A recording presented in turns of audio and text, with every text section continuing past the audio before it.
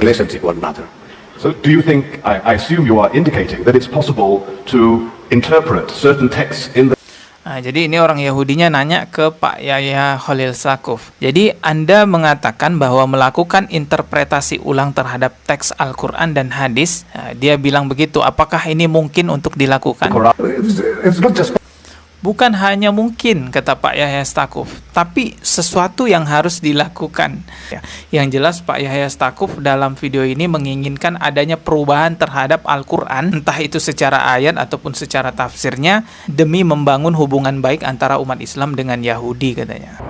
300 ayat yang menjadi pemicu hidup intoleran, pemicu hidup radikal dan membenci orang lain karena beda agama, itu di-skip atau direvisi atau dihapuskan dari Al-Quran Indonesia. Mereka mengatakan bahwa Al-Quran ini menjadi pemicu rusaknya hubungan antara Muslim dengan non-Muslim. Lalu mengatakan juga bahwa Al-Quran sudah tidak relevan lagi di zaman sekarang, dan pada akhirnya dia meminta agar Al-Quran ini direvisi, dirubah-rubah sesuai dengan kemauan dia. Assalamualaikum warahmatullahi wabarakatuh. Ada yang mengatakan bahwa Al-Quran sudah tidak relevan lagi dengan zaman sekarang. Subhanallah, itu adalah syubhat, perkataan yang menyesatkan, yang sangat berbahaya sekali untuk orang-orang Islam, apalagi orang-orang Islam yang awam. Biasanya teman-teman, syubhat seperti itu disampaikan oleh orang-orang kafir, khususnya misionaris-misionaris yang suka menyerang agama Islam seperti Saifuddin Ibrahim.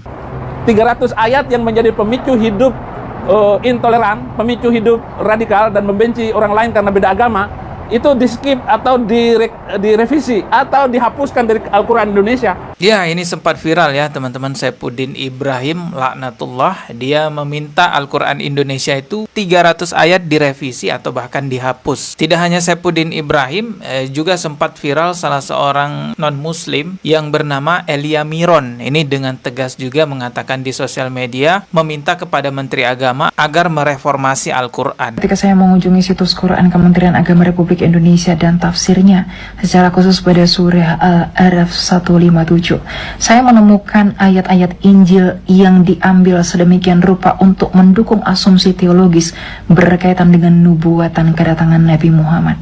Tentu hal tersebut berpotensi merusak kerukunan antar umat beragama di Indonesia. Dengan demikian saya berharap Kementerian Agama Republik Indonesia melakukan reformasi atas hal tersebut. Seperti itulah syubhatnya ataupun penyesatan dari misionaris-misionaris pembenci agama Islam. Mereka mengatakan bahwa Al-Quran ini menjadi pemicu rusaknya hubungan antara Muslim dengan non-Muslim. Lalu mengatakan juga bahwa Al-Quran sudah tidak relevan lagi di zaman sekarang, dan pada akhirnya dia meminta agar Al-Quran ini direvisi, dirubah-rubah sesuai dengan kemauan dia. Kalau yang mengatakan seperti itu adalah orang kafir yang merupakan misionaris penyerang agama Islam, saya tidak terlalu kaget teman-teman. Yang saya kaget itu melihat video ini.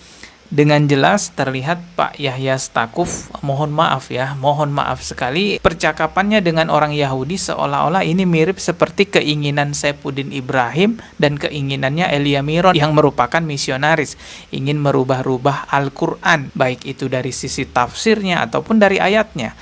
Coba kita lihat dulu ya ini videonya. Ini udah lama sebenarnya ya. Coba kita lihat dulu aja.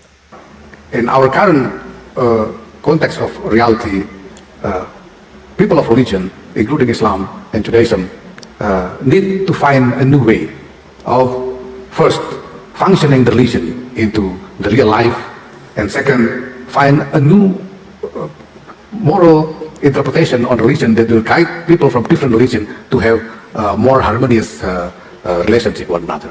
So do you think, I assume you are indicating that it's possible to interpret certain texts in the... Nah, jadi ini orang Yahudinya nanya ke Pak Yahya Khalil Saquf. Jadi Anda mengatakan bahwa melakukan interpretasi ulang terhadap teks Al-Quran dan hadis. Nah, dia bilang begitu. Apakah ini mungkin untuk dilakukan? Quran, which are not always complementary to Jews, or certain hadiths which sometimes can be sebagai upaya untuk menghilangkan penghalang. very problematic. That it's possible to interpret these in a way that is not going to remain obstacles.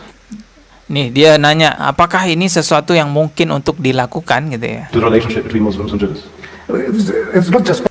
Bukan hanya mungkin, kata Pak Yahya Saquf, tapi sesuatu yang harus dilakukan.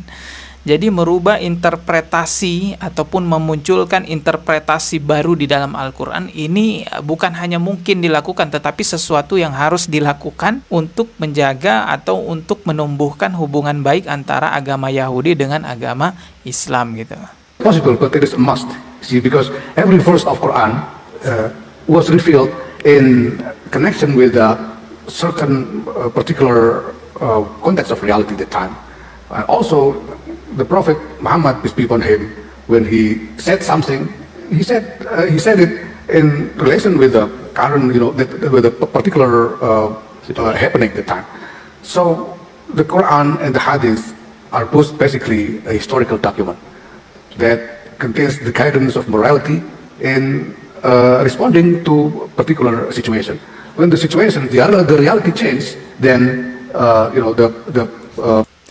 ketika situasi dan realitanya berubah, maka manifestasi dari moralitas tersebut sudah seharusnya dirubah pula.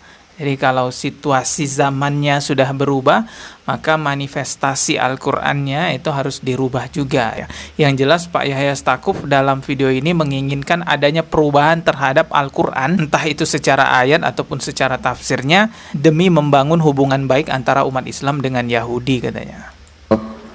The manifestation of the spirit of morality should be changed also.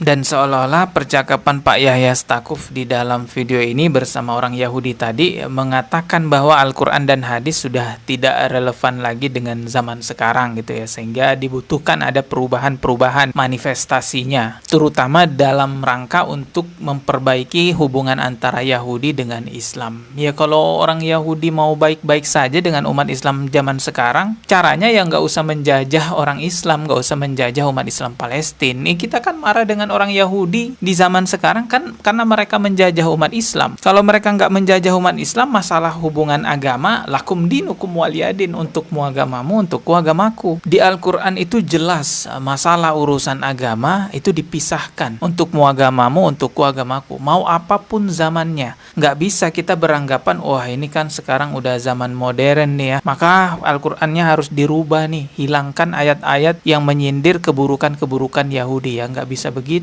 Sebagai muslim kita harus taat kepada Al-Quran. Sama halnya aturan larangan memakan babi. Kapanpun zamannya, kapanpun tahunnya, ya tetap harus ikut aturan itu. Jangan karena oh ini udah zaman modern nih, babi sudah dinormalisasi, sudah biasa saja, jadi ayat-ayat tentang larangan makan babi dihapuskan saja. Nggak bisa begitu, karena ini aturan Allah, bukan aturan manusia. Kalau nggak mau ikut aturan Allah karena sudah merasa modern, sudah perkembangan zaman, ya murtad, bikin aturan sendiri, nggak usah rubah-rubah ajaran agama Islam. Kami umat Islam sampai kapanpun di zaman apapun ya ikut dengan aturan agama Islam apa yang ada pada Al-Quran dan hadis. Oke, kita ketemu lagi di video berikutnya. Subscribe dan juga loncengnya ditekan sebagai notifikasi. Wassalamualaikum warahmatullahi wabarakatuh.